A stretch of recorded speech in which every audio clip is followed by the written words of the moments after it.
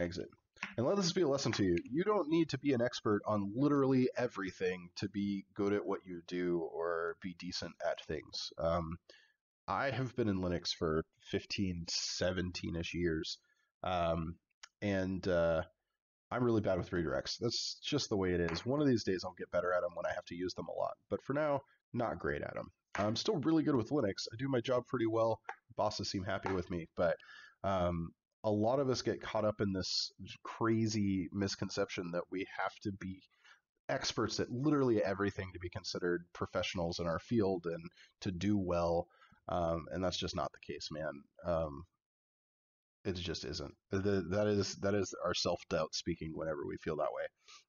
Because even the top 1% of our field that can hack literally everything still references stuff. That's just the way it is. There's too much to know everything. So anyways, that's my soapbox for the moment. We'll continue on. All right. We have this data.txt. Oh, by the way, head is another command to read things, much like tail. But opposite of tail, it reads the first few lines of something. So I just want to take a look. Holy crap. Okay, so it's going to be, I assume there's going to be a lot of data here. And when we click here, it's going to say, hey, you need to find a line that matches this. But we're going to find out exactly how much stuff is here. So we're going to use something called word count. And we want to count the number of lines that are in the file. At least I think that's what that means.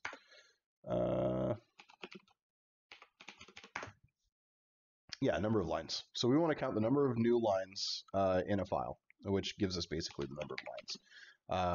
So this has 98,567 lines in it. So we're going to need our hint. Password is stored next to the word millionth. And we look through the commands that may help us here. The very first one is grep, which is true. I mean, that's what we're going to use to find it. Grep is a utility for running searches across input and return only lines that match our searches. So we can use grep. We will cat data.txt, and we will pipe it to grep, which we will grep for millionth. And there we go. It only returns the line millionth. So we could do something like, grep has some cool stuff. If you've seen some of my other videos, I like to do this stuff where we do A and B, and all that does is give us context. So it'll show us here, it'll show us the 3 lines after, so A for after, and then we can also do the 3 lines before. I always get those confused. I can't remember if they stand for after, before, or above and below. They're after and before, super ambiguous flags, thanks grep. But really, 9 times out of 10, I'm doing both of them because I want to see the context surrounding something. So imagine this was code, and I'm looking for, I see the string password. I'm grepping for password inside code for hard-coded passwords. Well, I would use like B, B4 and A4 and kind of get a context of, what the password is and what it's doing and why it's being used or what it's being used by. So some cool uses for grep. Grep can also take regex, regular expressions, if you want to get a little fancier with what you need to search for. But at the moment, we have our code. So cool. Let's move on to Bandit 8. Paste our code in here. Take a look. Another data.txt. There's 1,001 lines in this one. So let's find out what our search criteria here is. It's the only line of the text that occurs once. And if you see here, there's 2 commands called sort and unique. Sort and unique used to matter. You used to need to use both. More recent versions of sort, and by recent I mean, in the last probably 10 years. I don't know when the change happened, but sort now has a -u flag, which will also run unique. But really, you should know what unique does and how to do it. But So we'll run help on sort. Let's take a look at what it does. A lot, evidently. What's happening here?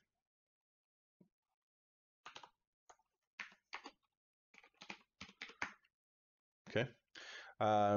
So with sort, we have the unique flag here. And of course, our shitty buffer is getting in the way.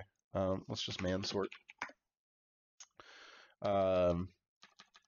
So here's some various different things that we can, different types of sort, different sorting algorithms they have. You can do reverse sort if you want. You can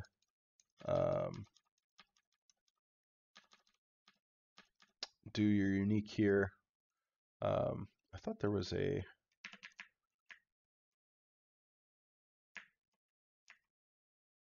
oh, maybe it's,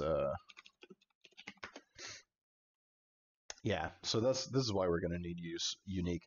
Unique has the ability to show us how many occurrences there are. So even though we're getting rid of the multiple occurrences, we're kind of deduplicating, if you will, each line.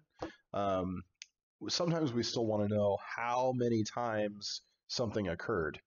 So what we'll need to do is we will cat data.txt. We will pipe that into sort because unique cannot do its job without sort. That's why sort now has the -u. If you just ran unique on this, it would find consecutive lines that are the same and condense those.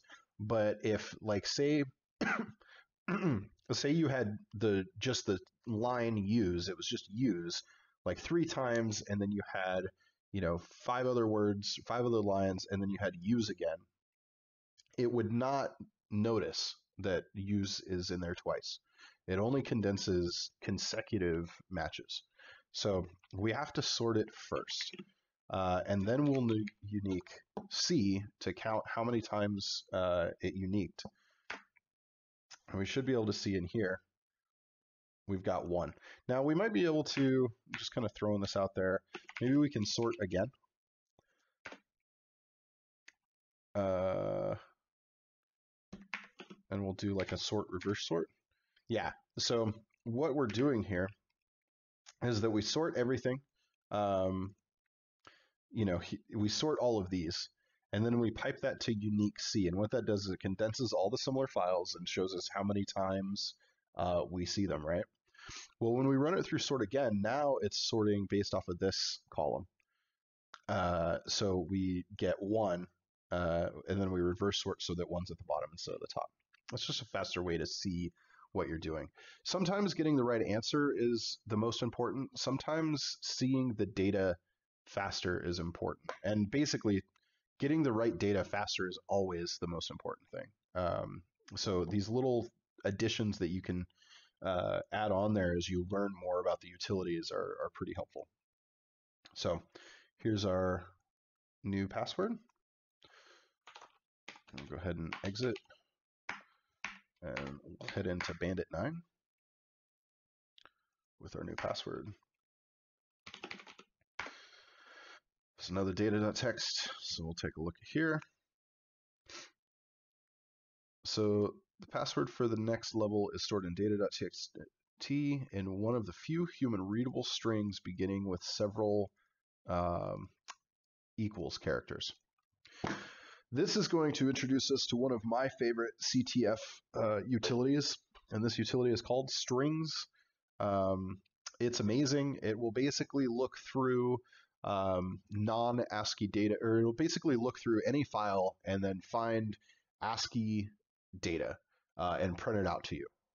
This is useful for, some CTFs like to be cheeky and hide a string inside of the binary code of a image, or you can pull interesting information out of executable programs.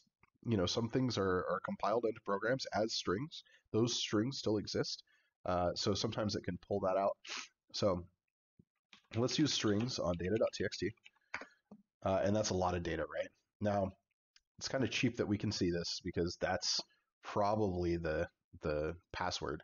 It fits the format of the passwords that we normally see, and it has several equal signs. However, just to be sure there isn't something buried way up here above our buffer, we're going to pipe this into grep, and we're going to, I believe it's E, I believe it's capital E.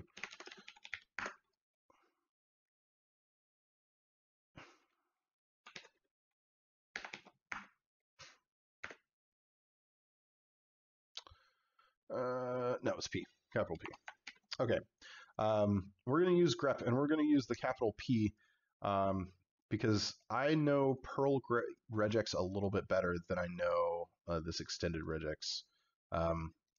And by that, I'm not exactly sure what the like an exhaustive list of the differences are, but many times I've run patterns that I thought should work, and then they don't because E extended regex is a little bit better, or a little bit different than Perl regex, which is what I learned way back in the day. So we're going to do that, and we're going to say we want it to start with, which is what this caret is, we want it to start with an equal sign. That's it. We just want, from this, we want any line that starts with an equal sign. And so we see even that they spelled it out for us, right? The password is, I don't know why that M is there, but the password is this.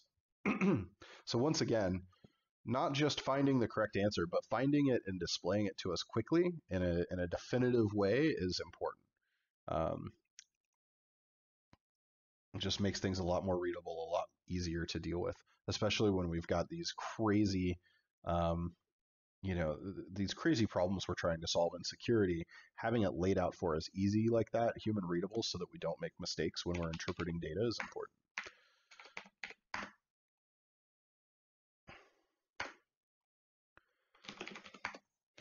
And there's another data.txt. This is getting fun, isn't it? Aren't you guys excited?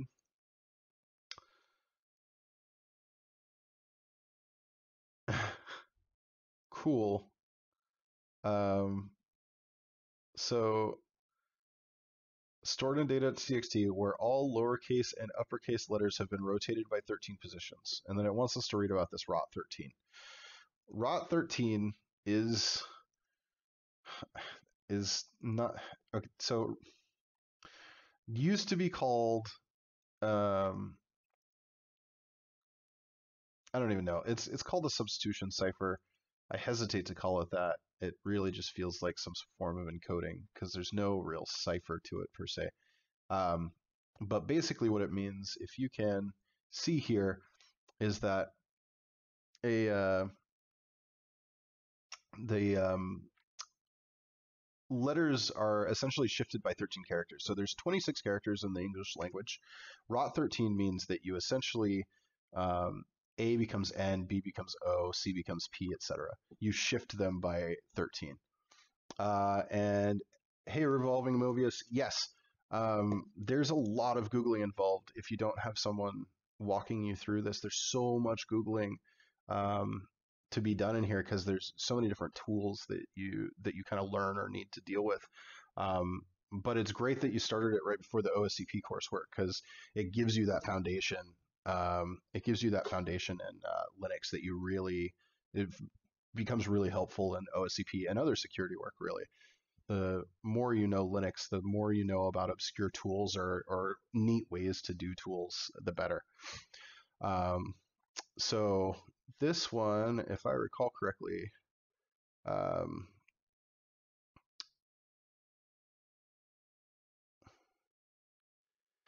did they change this? Wait, what happened? So what was 10? 10 was... Oh, I jumped too far ahead. I'm an idiot. I'm sorry about that, guys. We are here. We're not doing rot13 yet. We're doing base64 encoding. So very similar. Base64 encoding is just a way to normalize data so that applications know how to expect data even if you don't necessarily know how the data is going to be formatted or presented to you. It is a favorite of attackers and pen testers and red teamers because it is an excellent way to bypass various security measures such as filtering or whitelisting or anything like that. So you'll see it a lot in CTFs. You'll also see it in your day-to-day work. So anyways, this is going to be relatively straightforward. It's a similar thing to what we did in the last one, except we're going to base64 decode it instead. So if we run strings on data.txt, and then we will pipe that to, I believe it's base64 minus D. Boom, check that out. How cool is that, right? So if we just run strings on data.txt, it's just this one line, actually. It's just a base64 decrypted or encoded line. And if we run WC word count, what it stands for, WC minus L against data.txt, we're going to see there's only one line, right? So it's not the same as the previous challenge where we were seeing like hundreds of lines and needed to find the specific one. It was just one line, it's base64 encoded. And so we're piping strings to this base64 utility, which could decode, encode, probably a couple other things as well, data. So there's that. And we will exit, and we'll actually go into 11 this time, instead of me just jumping the gun. All right. So here we have this rot13 stuff, or here we have this rot13 stuff. So we discussed rot13 a little bit. I had this up on the screen. We're just shifting by 13 characters. So if you kind of imagine, like this is probably a better way to look at it. If you imagine that every character was assigned a number, so this is 1, 2, 3, 4, etc. Then instead, A starts at 13. So it's 13, 14, 15, 16, etc., etc., etc. It can be visualized as this character swapping. Since it's 13, it's right in the middle. Really, all you're doing is flipping these characters across. Something like a rot 12 or a rot 19 or something silly doesn't give you anything this nice, but rot 13 does. So there is a Python module that can help you do this. You can do it one way where you write it out and then kind of do the substitutions yourself. But I want you guys to get used to the idea of thinking about Python as a way to help you manipulate data or get you what you need to do. And I want you guys to get comfortable with the fact that Python is very deep and extremely helpful, but it's really not crazy. It's not super hard to do. So we are going to, let's see. So we're going to cat the data.txt. We can open files and all this stuff, but I want to keep this as simple as possible, this Python program as simple as possible. So we're going to open the Python interpreter. One of the cool things about Python is that you don't necessarily need to write standalone programs, and save them off in your text editor and then run them from the command line. You can actually just open up the Python interpreter because it's an interpreted language and start right off the bat. So you can do something like A equals 1, B equals a giant number. Oops, because there's letters in there. See what happens when we get excited? Shit gets sloppy. There's still a letter in there. Boom. And then you can say A, well, let's make A something interesting. And then we'll do like A times B. Just boom. And there's your, math or whatever. Just, right here from the interpreter. However, we can do more cool stuff with it. So we're going to import the codex library. And this is all this is it's a library full of interesting functions and methods and stuff to help us do what we want to do. Python is, I mean, at least at the levels that I work in it and what other people work in it, is just a collection of useful tools. And we say, we want to do this useful thing in Python. Let me Google it. And it'll say, this library will help you do what you want to do. It has functions that you can use to help you do what you want to do. So if we do like Python rot 13, you will find somewhere codex. So here's this library that I told you about. And there's this idea of codex.decode, which helps you decode ASCII into a specific, or using a specific type of cipher or encoding algorithm or something. So we imported codex. Now we're going to say, oh, nope. Sorry about that, guys. I keep meaning to silence this in the beginning, and then I always forget once. All right. So, or actually, you guys probably didn't even hear any of that because desktop sound is off. Excuse me. So, where were we?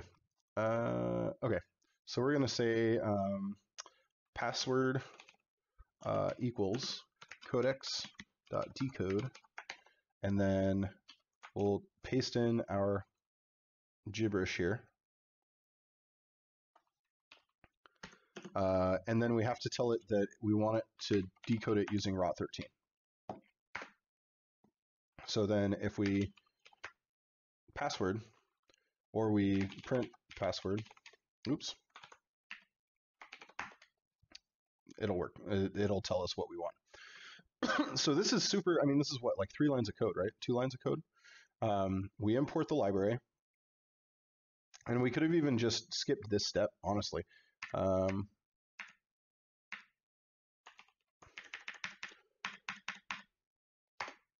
Yeah. So, we import codex, and then we say, okay, using the codex library, we want to decode this text using this cipher or encoding algorithm. That's it. That is Python. You can get a lot more complex. You can do a lot crazier stuff, but it is very English language, and it's not something to be scared of. And it's so immensely helpful. So anyways, here is our password that we want. And we'll exit out of here. Oop, not exiting, exit.